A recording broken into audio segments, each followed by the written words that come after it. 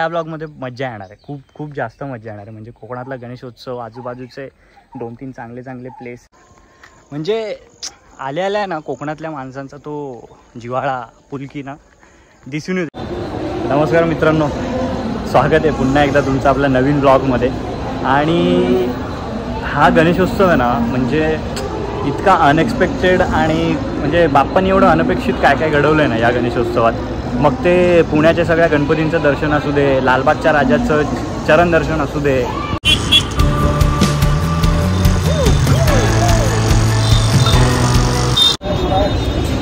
रात्रीचे 12:30 वाजता ठाणा स्टेशनला आपण काय करतोय, ट्रेन यायला अजून 1 तास बाकी, त्यामुळे ब्लॉग बनवतोय.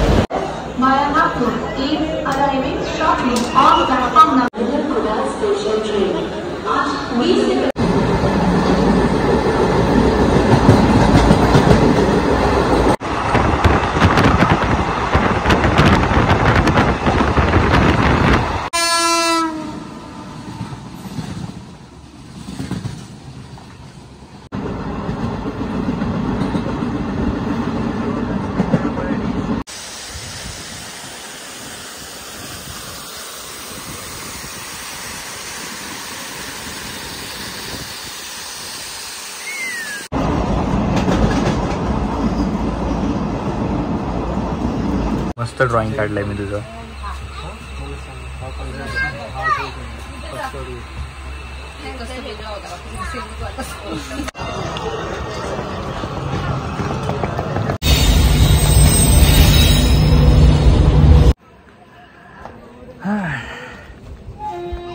ट्रेन निघाली पण यार, एवढं लवकर, एवढं लेट करून ट्रेननी फायनली दाखवतो तुम्हाला काय लावलेत ते.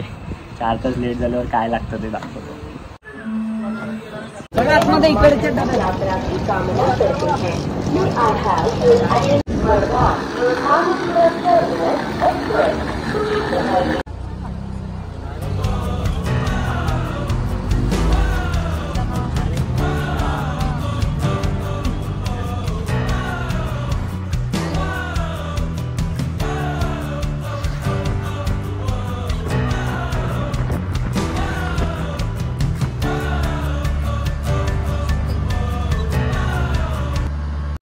नमस्कार.